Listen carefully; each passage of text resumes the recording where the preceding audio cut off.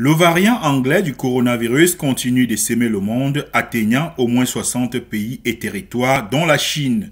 Ce variant britannique, beaucoup plus contagieux que ne l'était le virus SARS-CoV-2 originellement, n'était présent que dans 50 pays au 12 janvier. La progression de ce variant s'accompagne de nombreux décès, ce qui inquiète les autorités de plusieurs pays, comme la chancelière allemande Angela Merkel. Il faut agir maintenant pour prévenir le danger de ces variants. C'est une question de précaution.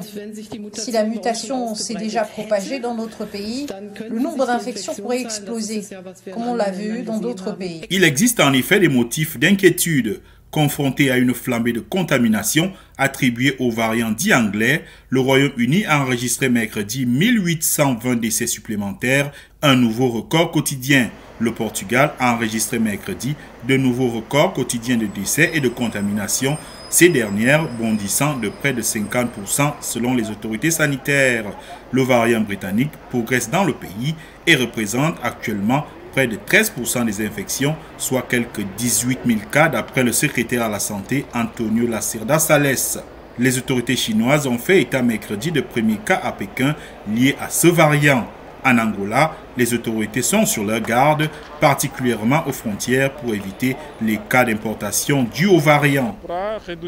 Nous vous informons que 5 cas ont été détectés ici à l'aéroport et l'objectif est de faire un séquençage pour déterminer s'ils sont liés à un variant. Le variant sud-africain du coronavirus se diffuse plus lentement et est présent dans 23 pays et territoires, mais c'est 3 fois de plus qu'au 12 janvier. L'OMS rapporte aussi la diffusion de 2 autres variants apparus au Brésil, le P1 signalé dans l'état de l'Amazonas et détecté aussi au Japon sur 4 personnes venues du Brésil et un autre variant. Autorités politiques et experts appellent à miser sur les tests de dépistage pour surveiller ces variants. Les tests et le séquençage du génome sont essentiels pour identifier la progression des vaccins ou en détecter de nouveaux. Les États membres devraient mettre à jour leur stratégie de test pour refléter les nouveaux variants et augmenter d'urgence le séquençage. À l'heure actuelle, de nombreux États membres testent moins de 1% des échantillons. Pendant ce temps, les études se poursuivent pour en savoir un peu plus sur ces variants. De nouvelles études semblent confirmer les premiers indices des scientifiques selon lesquels le variant sud-africain risque d'échapper au moins partiellement à la protection espérée des vaccins contre le Covid-19, contrairement au variant anglais contre lequel le vaccin de Pfizer et BioNTech semble efficace.